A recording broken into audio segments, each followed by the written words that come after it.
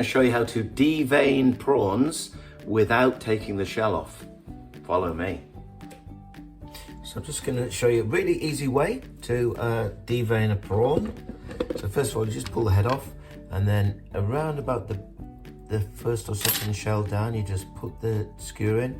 You can see, and just pinch the prawn a little bit like that, and you can see it fall out. So there's one. Really quick this, and this way, when people eat the prawns, the shells are intact, but they have been deveined. So can you see that coming out there?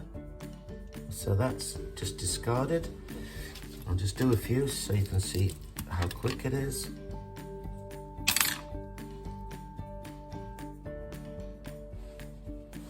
That's it.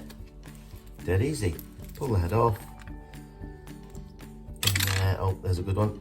Okay, so now just pinch the prawn. You can see that all came out.